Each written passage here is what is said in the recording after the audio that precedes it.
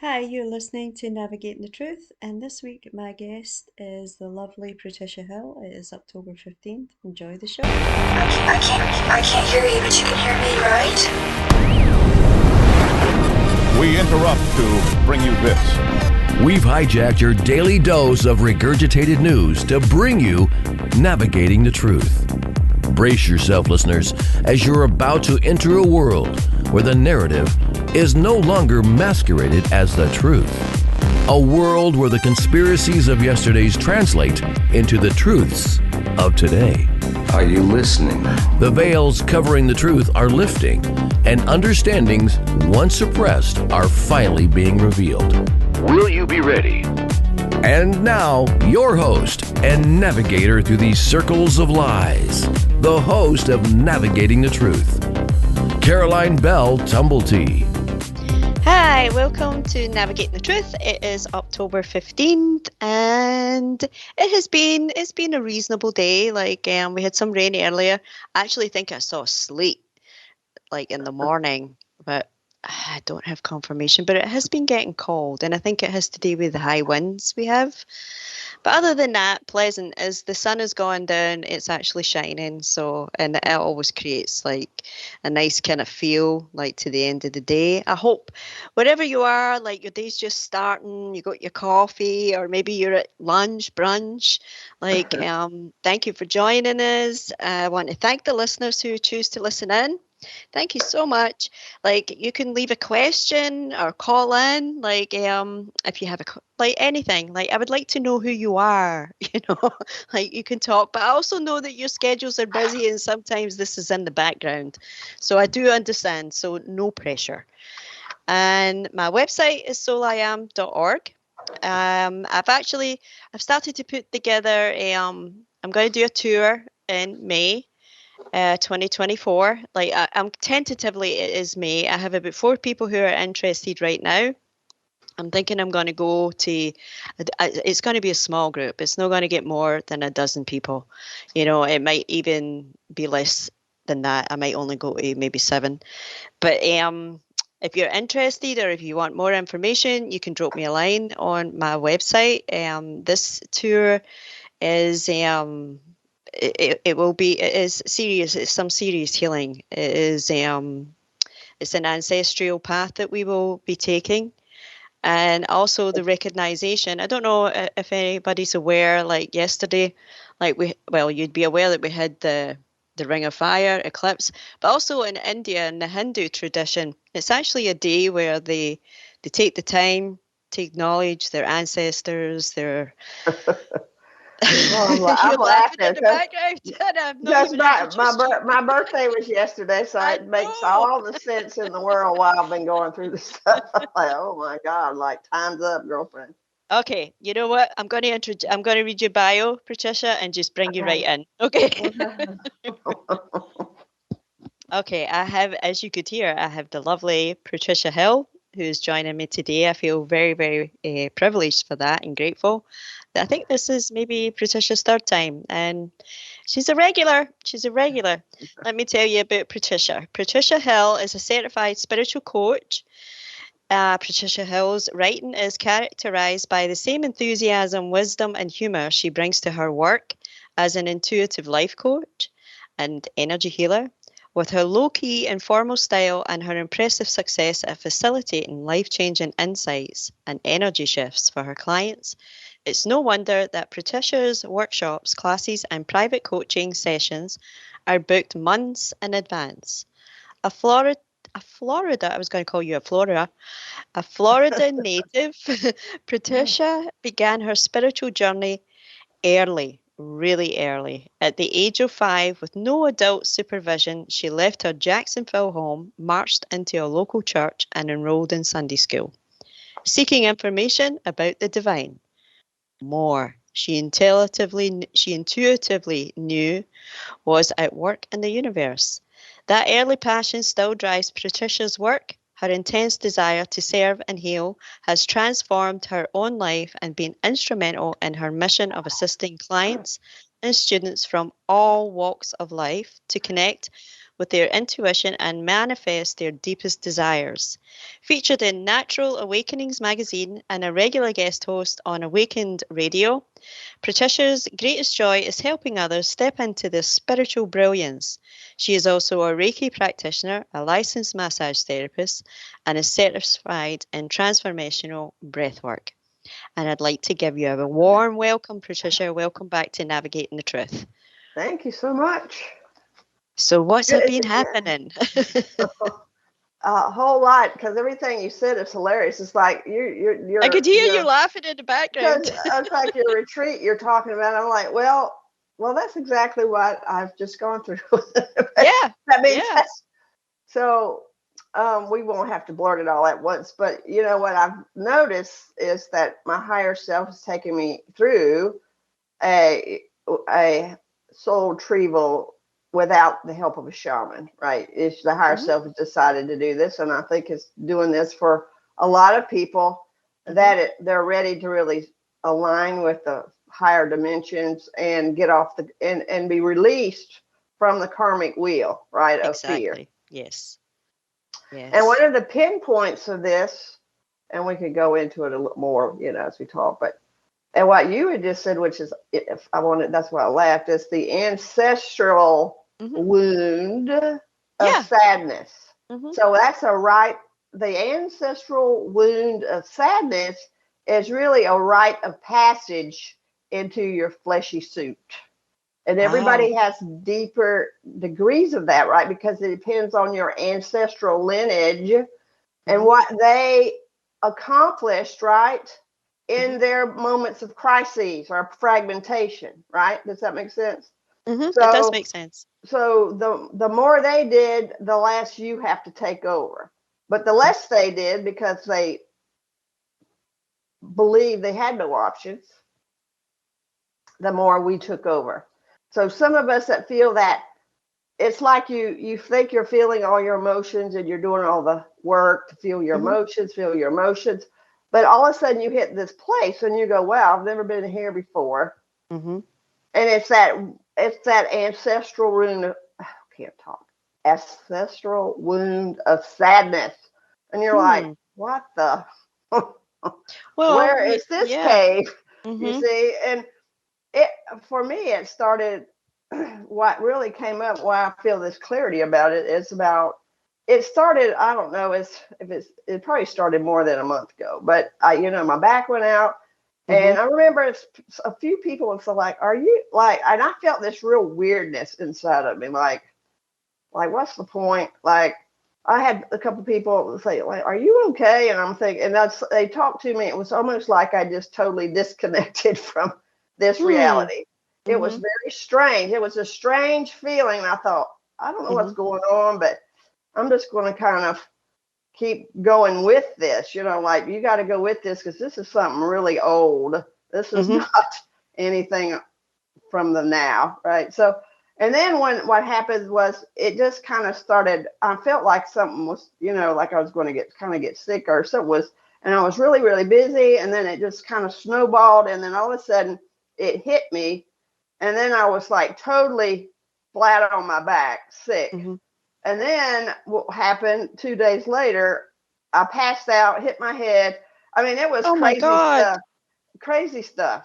But it was just bringing this old stuff had to come up, right? And so, of course, all the fragmentation that was being kind of reformed, coming back into me, and then all that stuff happening at once, right? It was just like more. It was not too much, but it was almost too much, right? So, yeah. So so I came out so I'm coming out on the other side of that, but we could, but that's kind of how this thing snowballed, and this is kind of where I got that clarity of the ancestral sadness, if you want to call it a ancestral wound of sadness that we all carry in different degrees. But it's kind of like I hit that place and I thought, what in the world is this, right? Because we all have emotions. We all feel sad at times, but this was like, where is this? Where did this come from? Like, what is this? Then I got more and more information, and I'm still getting information, but that's the crumb of it for right now, right? Does that make sense? Yeah. I've heard it described as like the trauma, like the collective trauma. Mm-hmm. That is some ancient trauma that we all carry. Mm-hmm. And it has to do with I'm not completely clear on it, but it has to do with a catastrophe. Well, what it is, well, this is what I kind of, because Spirit then gives me different information and pops that kind of all starts to piece together. So what it really is, when you think of the ancestral wound of sadness, what it is in those moments when they felt like there was a lack of options, like zero options. Oh yeah, like, okay. You're in prison, you're with the Nazis, but your grandfather wrote a book instead of giving in, right? Or your ancestor was in a field, they were a slave and they escaped. See, they found an option when everybody else said there wasn't one. You see, those are those lack of options is where that comes from. So it's a deep sadness from a lack of options, but we always have one. Because like you said, you could write a book, you could escape, right? You could say, I'm just going to get the hell out of here, whether I get killed or not. That's my option. I'm leaving. I'm not going to stay here. Right. So those ancestors that wrote the book or broke out of slavery, they cleared some of that lack of options. Does that make sense? Yeah. And those of us that are spiritual coaches and leaders and teachers or whatever you want to call us, it doesn't matter. We're just souls having an experience. But that we have, some of us have had a lineage where when there was a lack of options, they just gave their power away, right? They just said, there are no options, so I'm just going to do what they tell me to do. So we've come in to clear that. And that's why sometimes we feel that heaviness, like, why do I feel sad when there's really no reason to be sad? Like, not really. There's there's no current trauma. But then if you go, go ahead. This is what I'm picking up is now what I had mentioned was mere a collective. What you're describing is a very individual and personal journey. And collective. Personal. It is also collective. Yeah. But your personal sadness wound, if you want to call it that, is whatever you brought in to transform, but you really don't even know you brought that in. You just know that some of us always feel heavy-hearted, right? No matter what. Yeah. Heavy-hearted. And you're thinking, I've done all the breath work I can do. I've meditated my brains out. What in the world? What in the world? And that's that piece that it's actually coming up more right now. So we can all move into those higher dimensions because we have, like Dolores Cannon says, in order to get off the karmic wheel, you've got to clear the fear, right? Yeah. So sadness is a form of fear. If you believe you have a lack of options, right? Because that is fear. I don't have any options, so I'm just going to sit right here, right, and let them do whatever. Well, lack of choice, can make people desperate. These things can make people. And if you look back, in times, maybe even the Middle Ages. I mean, think about being a woman. Maybe not upstanding. We didn't have any options. No there's options. Always that one person that figured it out. It doesn't, out of 100, if one or two people figure it out, that helps move everybody forward, right? In your family lineage. Right. Well, it's interesting because I had said that the 14th of October is a special day in the Hindu religion, and I was reading about it. Actually, it was weird, how I even came across it. I think I had heard about it many years ago, so this was a second kind of looking at it. And they have this approach to the ancestors that if you don't pay attention to that they are actually kind of somehow energetically entangled to the point where it can pull you off your own course. Yeah, so there is a need to like kind of stand, but there's also a need to disconnect from it, you know, like to cut the let cord. it go. Yeah, let it go. We don't need to carry this. I'm not carrying it. I'm not responsible. Right. Yeah, you got to cut the cord. You got to cut the cord, because it's almost like it'll keep us in a loop, a repeat.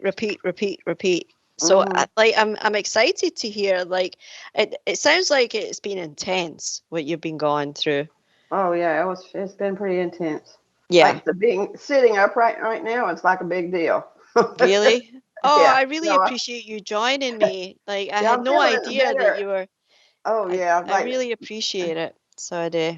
Yeah. And I'm sure the listeners will get something out of this. I'm hoping that they will. Yeah. I hope I didn't go through this for just for my own personal. Of course you didn't. No. It's always like it. I mean, yeah, it is personal, but then there's something much bigger going on. Because they're clearing stuff for other people too, you know. And you know, the sadness piece is that in order, when you think I do have options. And I heard somebody say, like, you know, well, what is it that I can learn so I do have more options? But this ancestral sadness is kind of beyond that. It's always good to find new options. It's good to change your perspective and learn something new, because that empowers you.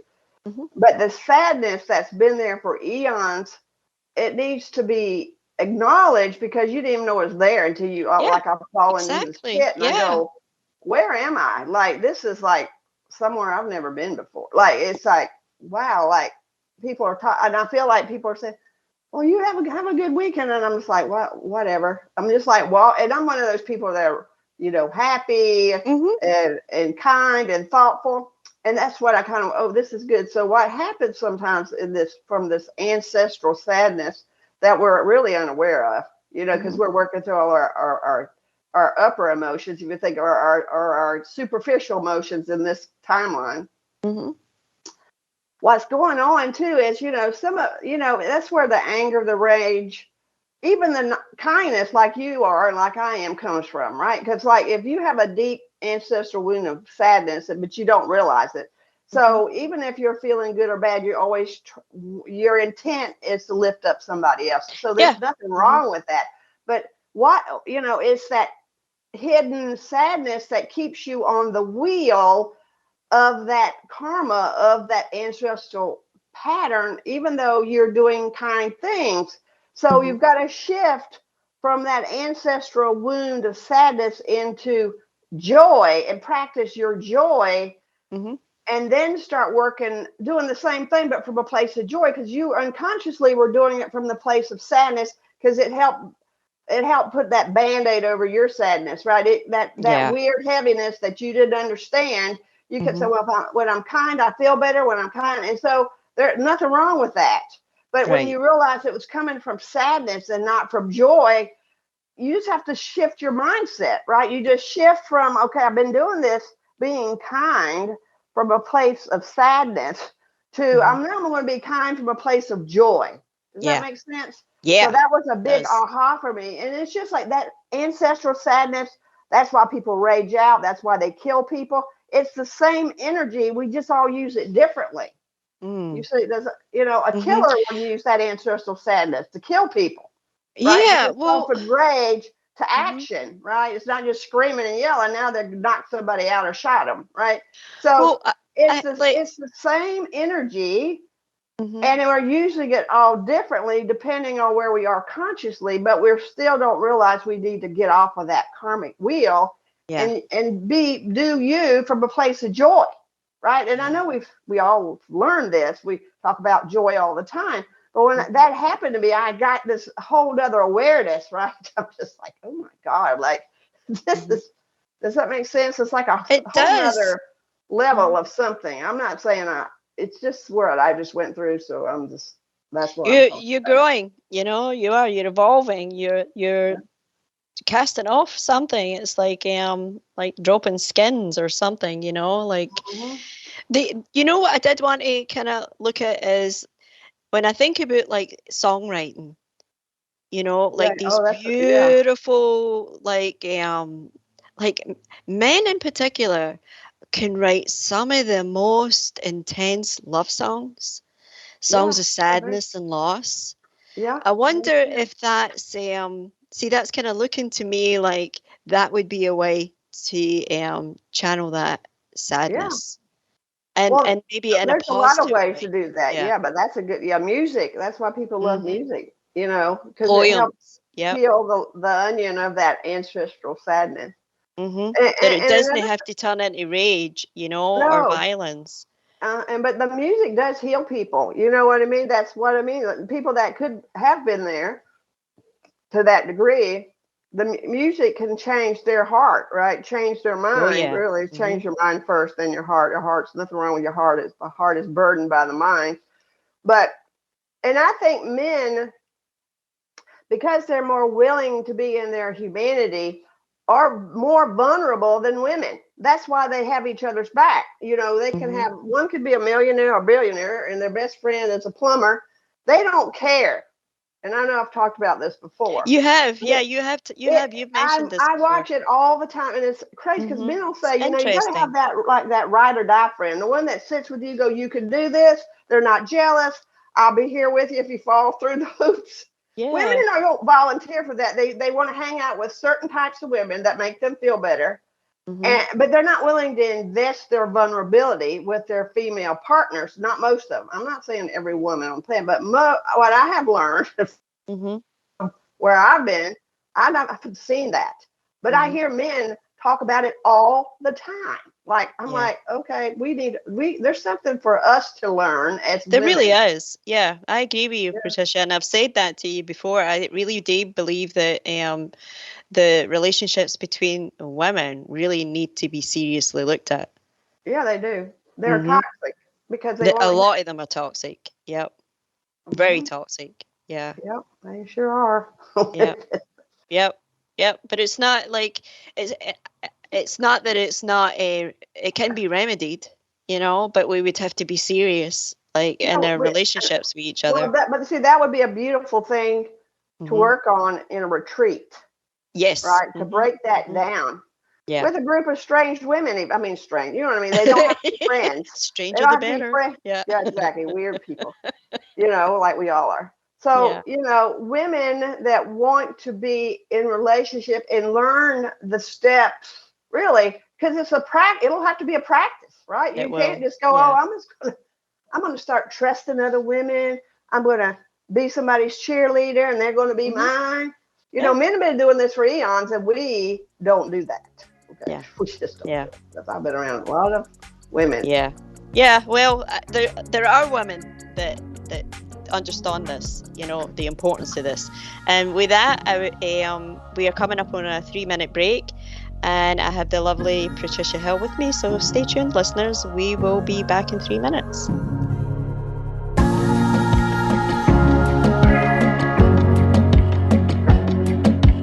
You're listening to Navigating the Truth with Caroline Bell Tumblety, where the truth survives and the lies are exposed. I just want to assure you that everything is under control. There's been no damage except for some temporary malfunction of the radio. Come be a part of this awakening by joining us in chat or by calling our hotline at 702-425-9230. That's 702-425-9230. Worldwide callers, find us on Skype at KCOR Radio. We're pushing the ultimate frontier here. Control must be maintained. More disinformation exposed and the truth discovered. After a word from our sponsors. 1 million miles till midnight. A story of timelines, artificial worlds, simulated races, and the galactic imprint. And the destiny of a blue world called Earth.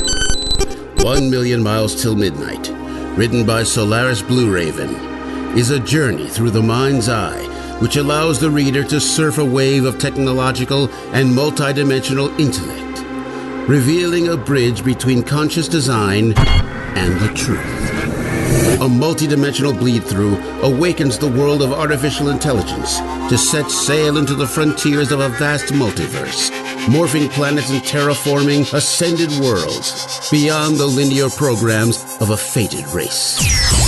1 million miles till midnight will awaken, inspire, prepare, and enlighten one to the many multidimensional states of consciousness and worlds we reside in. With every cell and atom, we are this truth and multiverse. 1 million miles till midnight. Written by Solaris Blue Raven. Available now at Amazon.com. Don't wait. Get your copy today. 1, 2, 3, 4. To the KCOR Digital Radio Network. I love the way it sounds. Love the music. I listen all day. The future of radio is here and now.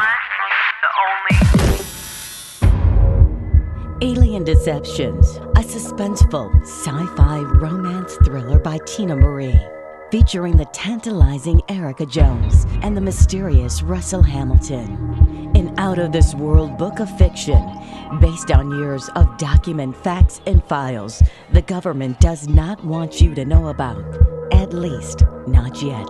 Alien Deceptions by Tina Marie. Available now at Amazon.com or get a signed copy at TinaMarieEntertainment.com. Get your copy now. Change your frequency, change your life with the Lemurian Plug. The Lemurian Plug is easy to control, simple to set up, and wireless. It helps to neutralize toxins and has restorative frequencies for healing. It also helps to protect you and your family from EMFs. The Lemurian Plug is energy efficient and designed using ancient technology for a superior design. One unit can cover up to 1,000 square feet. This life-changing product is reasonably priced. And isn't your family's health worth a small investment? For more information on the miraculous effects of this plug or to purchase the Lemurian Plug, visit thelemurianplug.com. That's thelemurianplug.com. The Lemurian Plug is like nothing you've ever experienced. Order yours today. Vegas, baby. Vegas' #1 source for talk and new music. How cool is that?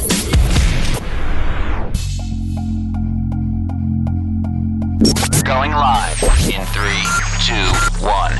Welcome back to Navigating the Truth, the one show that peels back the masks of the elite and exposes the truth we're not being told.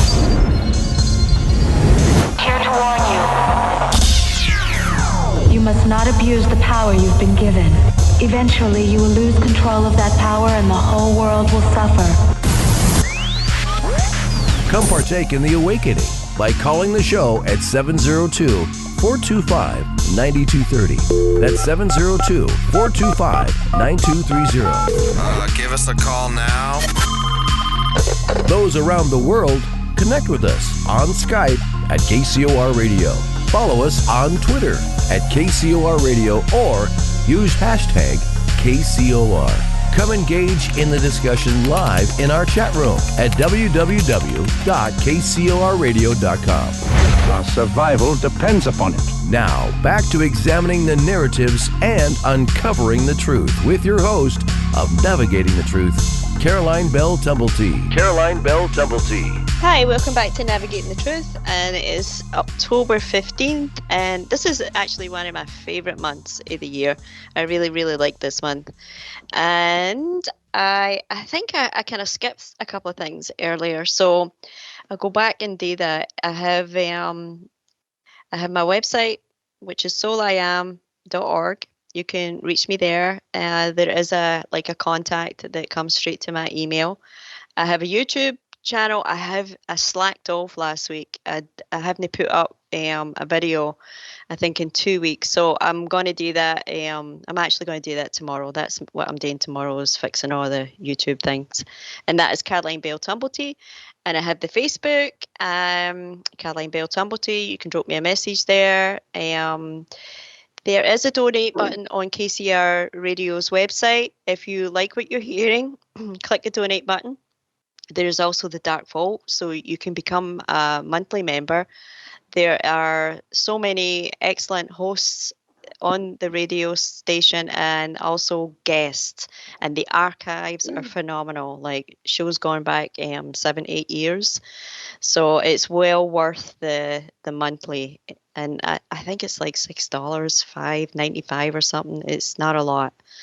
And I have the lovely Patricia Hill with me today, and we are talking about like what would you call it? A dark night of the soul? Like what is it that's happening?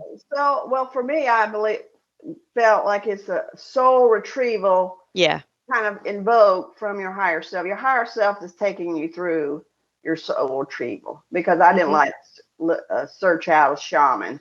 it just happened, right? It was like time. Right. And I have integrated my higher self for about 4 years now, like been consciously aware of my higher self being connected to me. And so I think it's just the time to moving me off the karmic wheel, because you got to call all aspects of yourself back to you, to your soul, so you can move off the karmic wheel, right? You can't leave all that fragmented mess out there in multi places, dimensions, and move into that new timeline. Right. So you're leaving the matrix, basically. Yep. Yeah. Yay! That's why when you said, was I journaling, and I was like, no, I think they just wanted me to be still. I was leaving. They don't want me doing anything. Yeah. Lay down. Lay down. I've had times where I haven't been able to move. It is basically lying down. And I took to recording. Like when something would come up, I would just like press the record button and talk. Yeah, that seemed to help me. Also helped me keep track of what was going on. Right, I do my notes. Yeah, I do write everything in my notes on my phone, though. Yeah, so I do something similar, I guess. I just. Well, what else? What was some of the other stuff that you were doing, like to help yourself? You mean to just get through it? Well, I did go outside a lot, like as much as I could. Kind of force yourself to get some fresh air. And well, I have a 5-year-old granddaughter. Yeah. And so I actually just let her come over anyway once I wasn't, like laying flat on my back. Even though I didn't have a lot of energy, I knew she would push me as a mother, the inner mother energy. Because I needed something to push me. And I thought that's the easiest way to do it. And so then she was wanting to go outside. So I let her, she's climbing trees and laying in the yard. And so I just went out there barefoot, and I just stayed out there as long, like for an hour and a half or 2 hours. So I was just trying to recalibrate and ground myself, because I know that's the best way to heal this energy is just go out with Mother Nature, right? So. Oh yeah, and also your granddaughter, and I knew she could. Since they're just always in perpetual joy, right? I knew she's the closest thing to where they want me to be. Oh yeah, because she's still there. Yeah. So she's half there, half here. Yeah. Yeah. So she just helped me with that, That's so wonderful. Yeah. Wow. I can't I didn't know, you came into my mind a few times, the past month. And part of my thing is I don't want to bother you. I kind of had to bother me. You won't bother me. Yeah, but I had the sense that you were you were in something intense. I had that kind of sense. I think you're right. It's more intense the more I come out of it, the more I realize it felt intense. But now consciously, I'm like, that was crazy. Because when I passed out and hit my head, I could feel my soul coming out of my body, and I'm like, what in the world is going on? And I was like, just get to the bed. Just get to the bed. Oh my God. So you actually passed out and bumped your head? Oh yeah. I had a black eye. Oh my goodness. For 3. I mean, it's just starting to clear, but it's still a little sore. It's almost gone, but it's taken for almost 3 weeks. For it to go. Yeah. Are you doing salt baths? Are you doing any kind of magnesium? Yeah, I did do that. I did kind of pull myself once I could do it. I started doing the magnesium. I had bought. It's funny how the universe prepares you beforehand. Yeah. Yeah, you get ready. And I was like, oh, I need to buy this big thing of magnesium. I didn't know why. Yeah. But then when it hit, I go, oh, that's why you bought that, you know? Yeah. Yeah, you were depleting it. Yep. Wow. Isn't that crazy? You know, I have done the same thing. I have picked up things, not really knowing why, and then maybe a month later, it's exactly what I need. Oh yeah. Yeah. That's an indication that the universe has got your back, you know, that you're somehow. If you just listen. If you listen. Yeah. It'll give you every step you need before whatever is going to go down, right? Mm-hmm. Yeah. But it's all a good thing, because this is like a whole nother piece of the so-called puzzle, if you want to call it a puzzle, right? Like this, you know. The labyrinth. Yep. Yeah, it's another step into, okay, wow, this is it is ancestral sadness that feeds into rage or overgiving, or always patting everybody on the back, or whatever you're doing from that place of sadness, right? You can do it from in a kind way or an angry way, but God, to move into that 5th dimension, right, to get out of the matrix, you've got to start working from joy, right? Do the joy into kindness, joy into giving, right? Mm-hmm. Yeah, like that, like it makes me pause, because I know that my own habits of giving have also, like, to me, like, I'm actually trying to think of the process that actually happens in me. I see a need, or I see that somebody is like maybe calling it on some level, and I immediately will check and see what I can do, and then I do it. But I don't seem to be attached to it in any way. Yeah, I don't ever. When I do something, I usually do something for people I don't know. Yeah. Because there is no attachment to when I give something. I'm never going to see this person again. Mm-hmm. I don't. I mean, of course, you help your friends out, but that's different. Right. For me to be honest and authentic, I give it to a complete stranger, right? I do it for a complete stranger. So when you do that, you know, that's a beautiful thing. And sometimes you are in your joy when you do that, but there's times when you do it because you're coming from that ancestral wound, but you're not conscious of it. I wasn't conscious of that. Right. Until like last week, you know, basically like, okay, this is feeding things, and it's not bad, but you can shift all that into joy and still feed those people. But let's use your joy instead of the ancestral wheel of sadness, right? Yeah. If that makes sense. I mean, it does make sense. It does make sense. Like, because there's other ways that we give, you know, like our time, you know, like our energy. Like, I know that I have grudgingly given my energy to situations. You know, I know I have. Yep. That's probably some of that wound, you know. Oh, I would think so. Yeah. Yeah, because you're not coming from your joy. Mm-hmm. And, you know, or you think, well, I better do the right thing. And of course you want to choose to do the right thing, but if you're doing it because there's fear there, then that's that karmic wheel, or that wound of sadness that you're coming off of. Right. I understand. Joy, you just do it. You know, little kids, when they give you a flower or a rock, they're not going, what am I going to get back in return? No, exactly. Yeah. Yeah. They just want to see you smile, you know? Yeah. You know, exactly. Oh yeah. I know that what you're saying, and I have thought about it, because a lot. You have been listening to Navigating the Truth on kcrradio.com with my lovely guest, Patricia Hill. If you'd like to hear the interview in its entirety, please go to kcrradio.com. Thank you very much.